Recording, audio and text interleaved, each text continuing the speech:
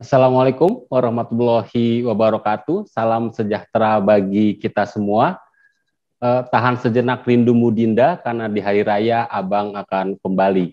Selamat datang pembaca info komputer semua di webinar yang bertepatan dengan Hari Kartini. Halo Bapak Ibu semua, saya Wisnu Nugroho, Managing Editor Info Komputer, media di bawah Grid Network Kompas Gramedia Group. Selamat datang di Info Komputer Tech Gathering, sebuah webinar yang rutin kami selenggarakan untuk membahas tema menarik seputar pemanfaatan teknologi digital di lingkungan perusahaan. Tech Gathering kali ini menjadi double istimewa karena diadakan di bulan Ramadan dan juga bertepatan dengan Hari Kartini. Karena itu saya ucapkan selamat menunaikan ibadah puasa bagi Anda yang menjalankan ibadah puasa, dan juga selamat Hari Kartini bagi peserta wanita di webinar ini dan juga seluruh wanita hebat di Indonesia.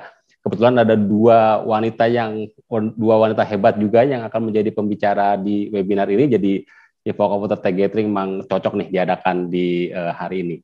Oke, untuk Tech Gathering kali ini kita akan bahas tentang mengungkap kunci sukses adopsi cloud computing. Topik ini sendiri kami ambil dan terinspirasi dari temuan menarik dari studi yang dilakukan NTT belum lama ini.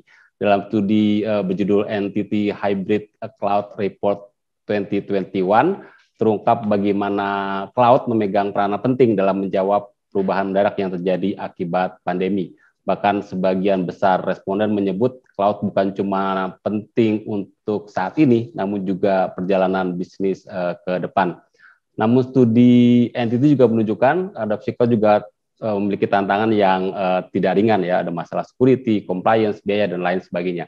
Tantangan semakin besar bagi perusahaan kelas enterprise yang telah memiliki legacy system maupun legacy application yang kompleks sehingga memang agak sulit untuk pindah ke cloud. Jadi kira-kira gambaran besar saat ini adalah banyak perusahaan yang menyadari cloud akan menjadi bagian penting bagi perjalanan bisnis ke depan, namun mereka juga harus mengatasi masalah yang muncul. Nah, di webinar kali ini kita akan saling berdiskusi, saling sharing pengalaman, saling pengetahuan, dan mencari solusi untuk menjawab semua tantangan tersebut. Jadi kurang lebih ada 3 pertanyaan utama yang ingin kami jawab di webinar ini. Yang pertama adalah bagaimana memanfaatkan cloud untuk meningkatkan kelincahan atau business resilience, kemudian juga bagaimana strategi yang tepat agar adopsi cloud menjadi efektif dan efisien, dan ketiga apa saja tantangan adopsi cloud dan bagaimana solusinya. Ya, itulah 3 pertanyaan utama yang semoga bisa dijawab di webinar kali ini. Nanti akan ada presentasi dari NTT yang menceritakan lebih dalam tentang temuannya di studi Hybrid Cloud Report 2021. Ada juga sesi diskusi dengan narasumber yang memiliki pengalaman panjang di dunia cloud. Kami juga mengajak Anda semua untuk aktif berpartisipasi dengan bertanya di sesi Q&A nanti. Pertanyaan bisa diajukan di sepanjang acara dengan mengetikkan pertanyaan di kolom Q&A yang ada di layar Zoom Anda, dan pertanyaan terpilih akan langsung dijawab oleh narasumber nanti di sesi terakhir. Oke, ada 4 narasumber yang akan berbagi di webinar kali ini. Namun sebelum saya memperkenalkan keempat narasumber tersebut, seperti biasa saya ingin menjelaskan regulasi dari webinar ini. Yang pertama, kami ingin menginformasikan kalau acara ini direkam untuk keperluan dokumentasi dan juga konten info komputer. Kedua, kami akan menonaktifkan fitur kamera dan suara untuk kelancaran acara ini. Dan ketiga, silakan mengajukan pertanyaan di kolom Q&A yang tersedia, dan pertanyaan terpilih akan dijawab di sesi Q&A nanti. Oke, sekarang saya ingin memperkenalkan 4 narasumber yang akan menjadi pembicara pada webinar kali ini.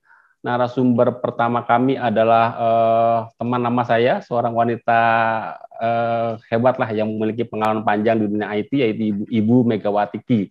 Kayaknya saya punya 5-6 kartu nama berbeda dari Ibu Mega ini ya, karena beliau sudah berkiprah di banyak perusahaan global di Indonesia. Kini Ibu Mega menempati posisi sebagai Country Director untuk Google Cloud Indonesia. Di posisi saat ini, Bu Mega memiliki komitmen mendorong transformasi digital perusahaan Indonesia dengan memanfaatkan teknologi cloud. Nanti dari Bu Mega kita akan banyak belajar bagaimana menyusun strategi cloud yang tepat dan mengapa adopsi cloud harus dilakukan saat ini juga. Nah, narasumber kami yang kedua juga seorang wanita hebat lainnya, yaitu Ibu Anna Sofia, Country Manager NetApp Indonesia. Yang menarik adalah Ibu Sofia dulu mengaku awam soal IT, namun kini setelah 13 tahun di NetApp, wah, beliau sangat fasih bicara hybrid, cloud, storage, sampai data fabric. Nanti dari Bu Ana kita akan banyak mendengar bagaimana mengelola atau mengorkestrasi data, baik itu di hybrid cloud maupun multi cloud. Narasumber kami yang ketiga adalah Pak Hendra Lesmana, CEO dari NTT Indonesia. Pak Hendra ini juga memiliki pengalaman puluhan tahun di dunia IT, termasuk menjadi Chief Operation Officer dan juga Country General Manager di Dimension Data Indonesia.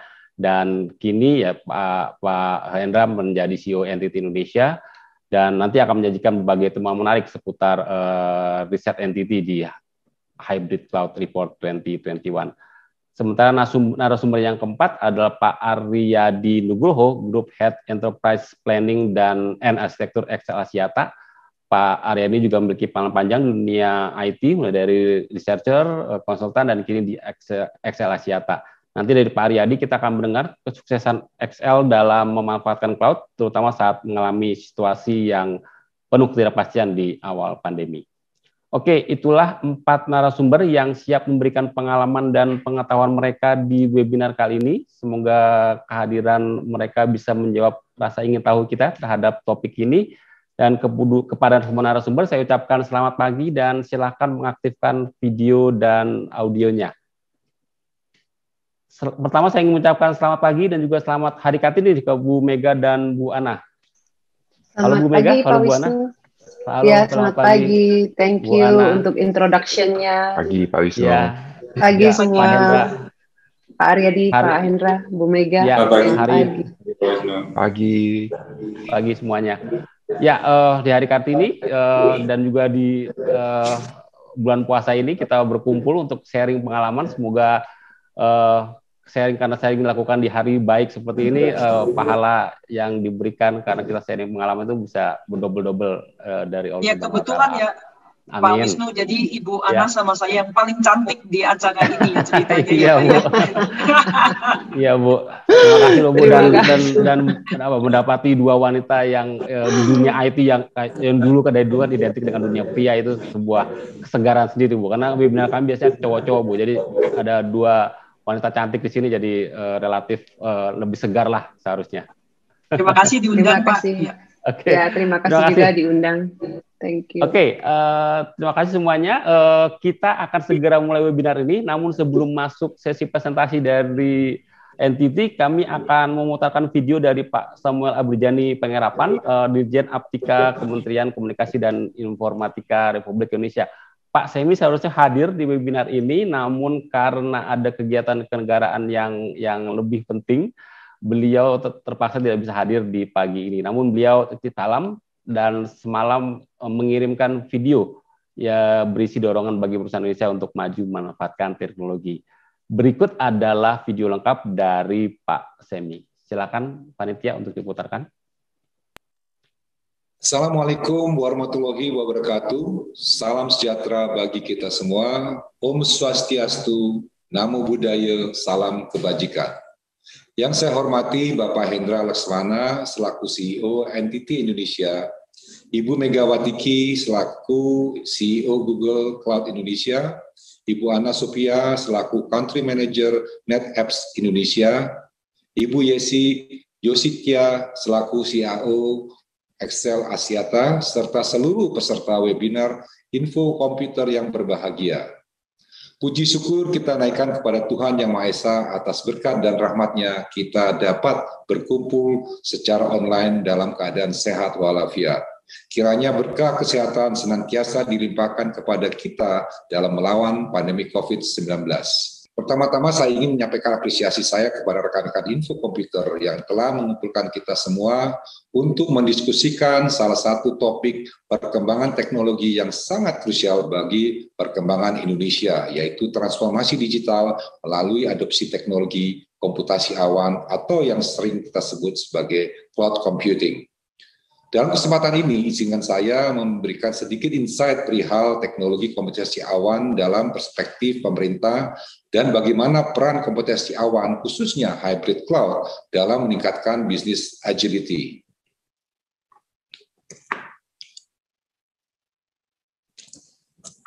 Di era digital, kebebasan arus data sangat mempengaruhi perkembangan perekonomian digital di Indonesia, terlebih lagi dengan hadirnya cloud computing.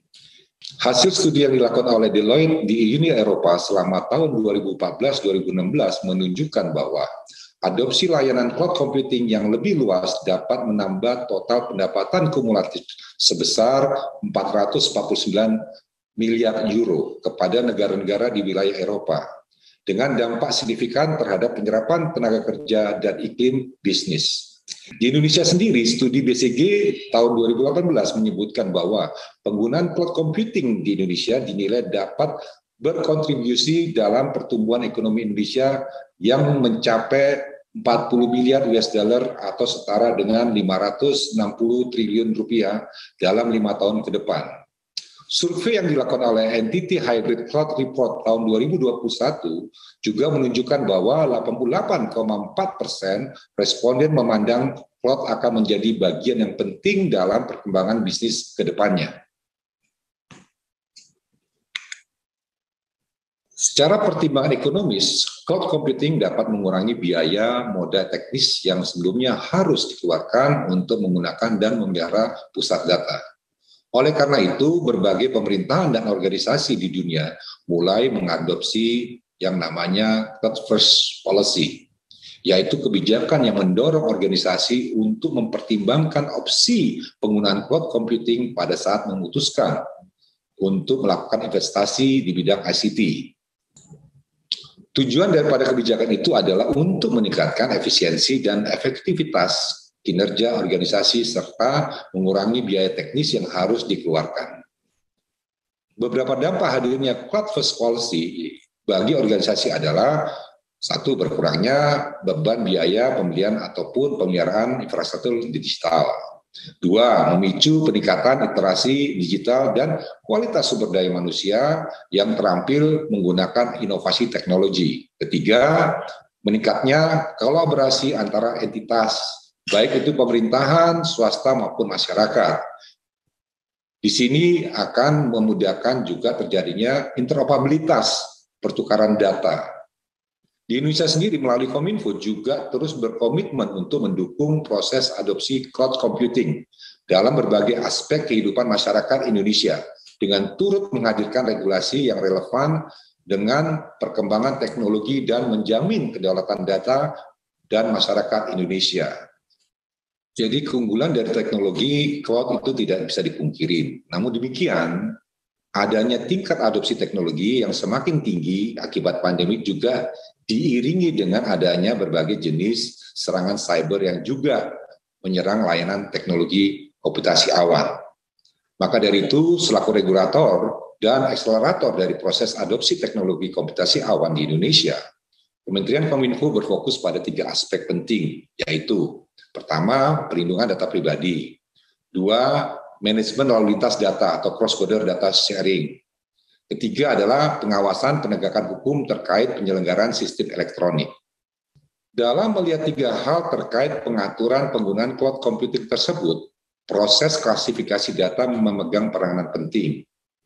Klasifikasi data berperan untuk membantu organisasi atau institusi dalam meningkatkan keamanan data yang mereka miliki, dengan adanya pemberian fokus pada prioritas yang lebih strategis terhadap kepentingan institusi. Dan ini juga dengan adanya klasifikasi data juga akan menekan biaya, karena kalau kita menempatkan data itu pada skala strategis, berarti kita harus melakukan enkripsi dan pengamanannya akan lebih tinggi.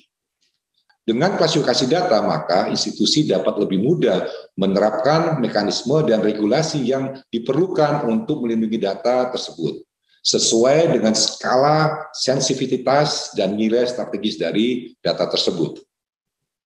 Dalam melakukan klasifikasi data, organisasi dapat berfokus pada 3 hal. Pertama, konten data yang terkait dengan sensitivitas dan nilai strategis dari konten data tersebut. Di mana semakin sensitif sebuah data, maka mekanisme enkripsi data yang diterapkan juga harus semakin diperketat. Kedua, kontrol terhadap akses data terkait dengan siapa yang berhak untuk mengakses data. Pembagian fungsi dan hak antara pengendali data dan pemroses data. Ketiga, mekanisme penyimpanan data dan manajemen risiko yang terkait dengan teknis security measurement dalam menyimpan dan melindungi data. Sesuai dengan peta jalan transformasi digital yang telah kami hasilkan, Kemenkominfo berfokus pada dua aspek dalam mendukung adopsi teknologi cloud yang lebih luas di Indonesia.